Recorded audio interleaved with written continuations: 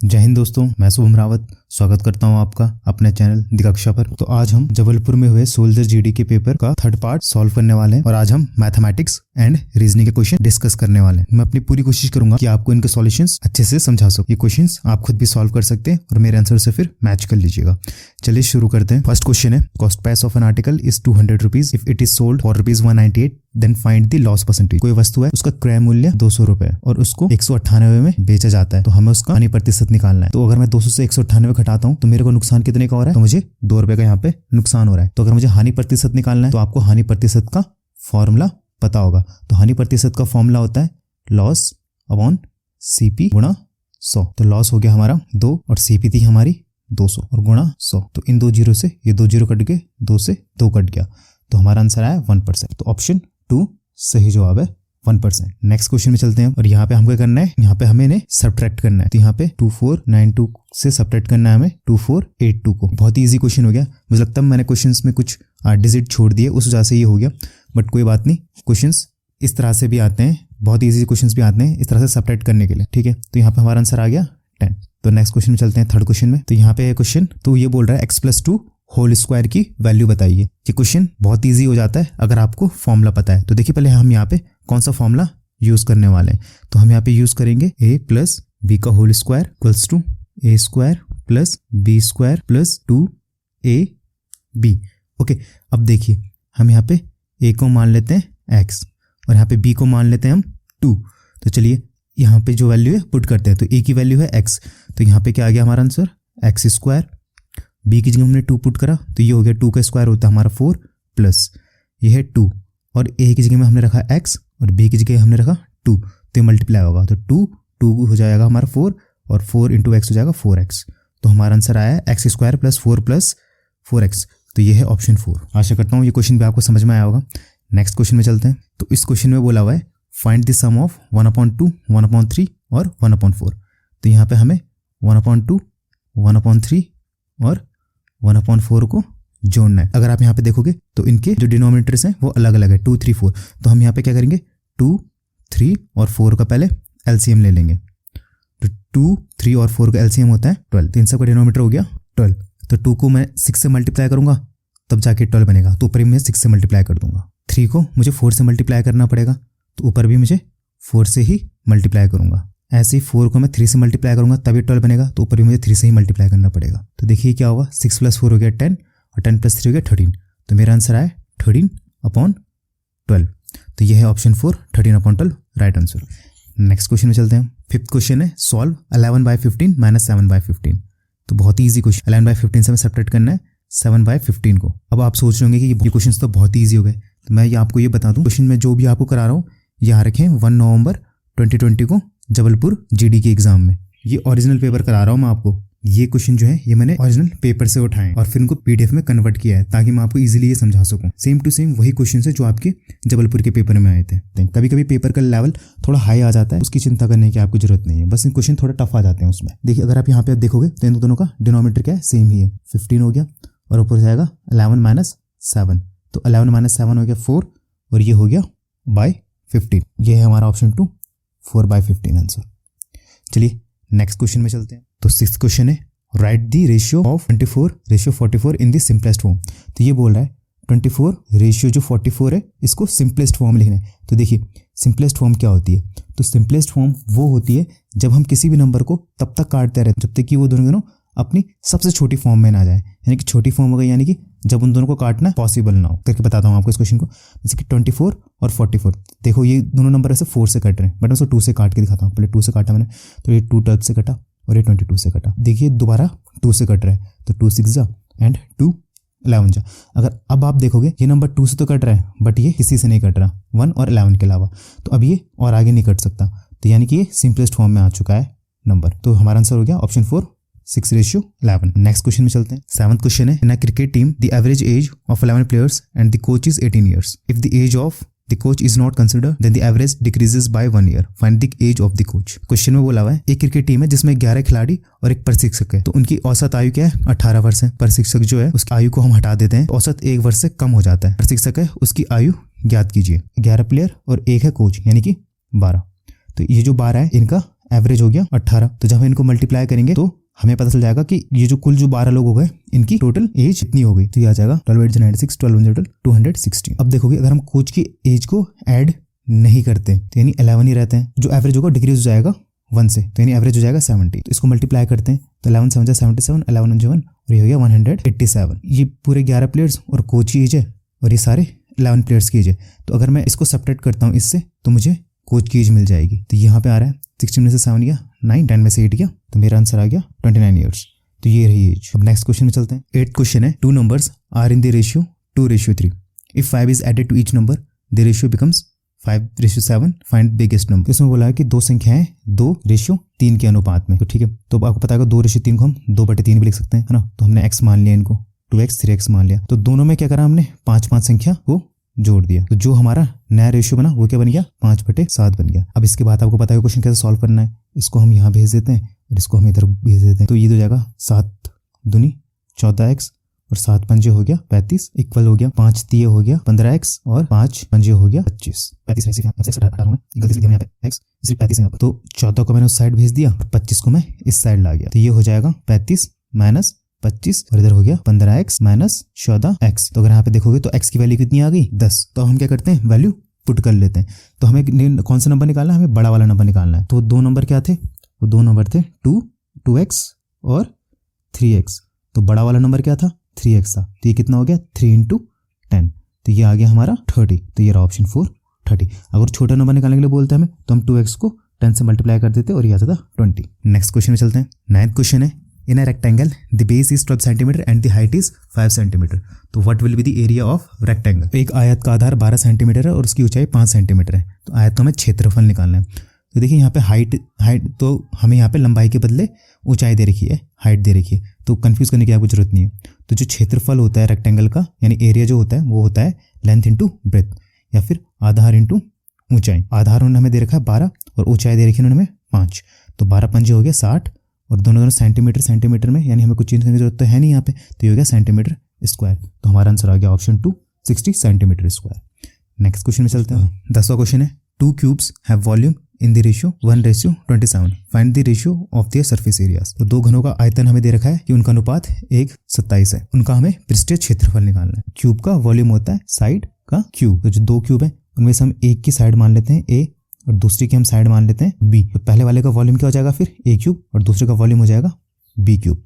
अब आपको पता है a cube upon b cube होता है, तो इसको हम ऐसा भी लिख सकते हैं a अपॉन b का होल क्यूब। और इनका वॉल्यूम हमें कितना दे रखा था 1/27। अब देखिए हमने यहाँ से क्यूब हटाया तो दूसरी साइड क्या हो जाएगा क्यूब रूट हो जाएगा। a/b था, यहाँ से हमने क्यूब हटाया तो इधर हो जाएगा हमारा क्यूब रूट और ये आ गया हमारा 1/27।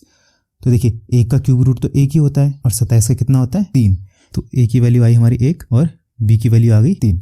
तो बाकी हम मिटा लेते हैं क्योंकि यहाँ पे जगह नहीं बची अब। तो हमें निकालना है इसमें सरफेस एरिया इसका। क्यूब का सरफेस एरिया क्या होता है 6 और साइड का स्क्वायर। पहले क्यूब का क्या हो जाएगा 6a² और दूसरे का हो जाएगा 6b²। तो देखिए a स्क्वायर से तो a² कट गया। a की इक्वल टू थी वैल्यू 1, तो 1 का स्क्वायर और b की वैल्यू थी 3, तो 3 का स्क्वायर। तो 1 का स्क्वायर हो गया 1 और 3 का स्क्वायर हो गया 9।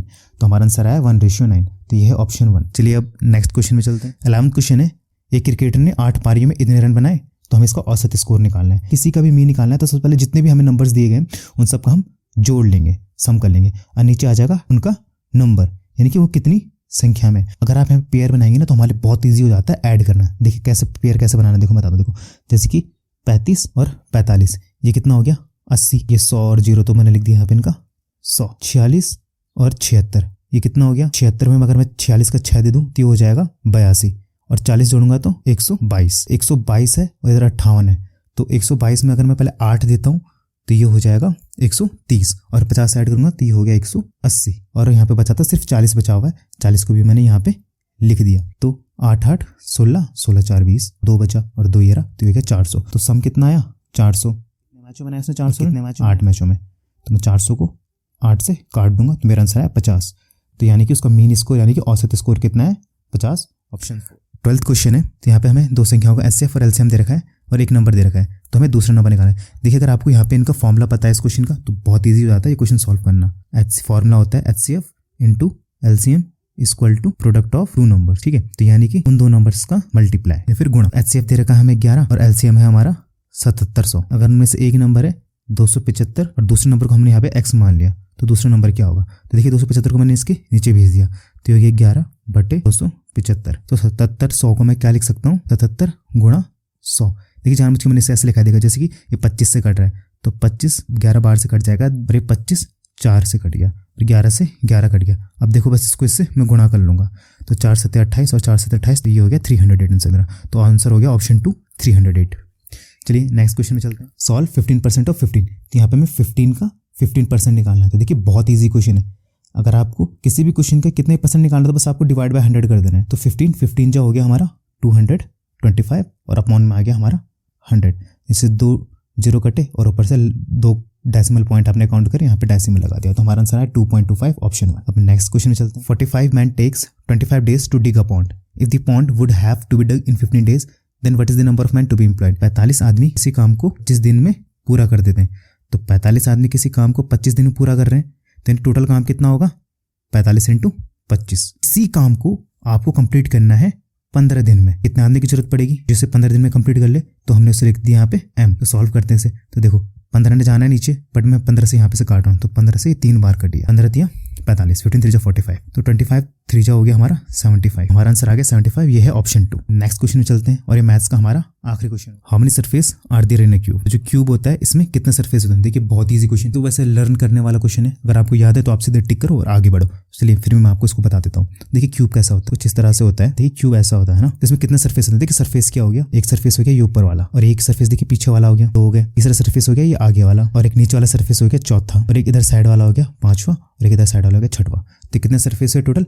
6 सरफेस। एक घन में 6 फलक होते हैं, ऑप्शन 3। तो इस वीडियो में हम मैथ्स के पूरे 15 क्वेश्चंस कर चुके हैं। अब हम रीजनिंग के 5 क्वेश्चंस करने वाले हैं। तो चलिए शुरू करते हैं। तो पहला क्वेश्चन है, in a certain code AYS is written as bat, then how BYS will be written as. जो AYS है इसे लिखा गया है बैट में। तो अगर आप देखोगे तो A और ये हो गया है B, यहाँ पे हमें एक लेटर हमने जंप किया है, ऐसी Y है और यहाँ पे हो गया A, तो यहाँ पे हमने 2 लेटर जंप किया है, कैसे? Z और फिर आ गया A, और ये S है और यहाँ पे आ गया T, यहाँ पे हमने 1 लेटर जंप किया। तो देखिए अब हमें BYS का भी ऐसे निकालना है कोड। तो B और 1 लेटर हम जंप करेंगे तो ये हो जाएगा C। Y है तो Y के आगे हम 2 लेटर जंप करेंगे तो Z और A। S का हो जाएगा हमारा T, तो ये हमारा बन गया CAT कैट। तो ये हो गया हमारा option 4 right answer, CAT cat. अब नेक्स्ट क्वेश्चन वर्ड्स। तो देखिए यहाँ पे डायरेक्शन वाला क्वेश्चन है, तो इसे सॉल्व करते हैं। सबसे पहले जो विजय था ये 5 किलोमीटर चला है साउथ की तरफ। विजय ने यहाँ से चलना शुरू करा 5 किलोमीटर साउथ की तरफ। जब 5 किलोमीटर साउथ चला, इसने यहाँ से 3 किलोमीटर का राइट लिया। देखिए अब इसका फेस नीचे की तरफ है तो इसका राइट इस तरफ होगा, आप दूसरी साइड मत लीजिएगा, वो लेफ्ट हो जाएगा क्योंकि अभी हम अपोजिट साइड देख रहे हैं। तो 3 किलोमीटर चला राइट, फिर यहाँ से इसने अगेन 5 किलोमीटर का एक राइट टर्न लिया, ये पहुंच गया यहाँ पर। अभी पूछ रहा है how far is he now from the starting point. तो अब ये अपने ये जहाँ से इसने शुरू किया था ये इसका स्टार्टिंग पॉइंट था, है ना।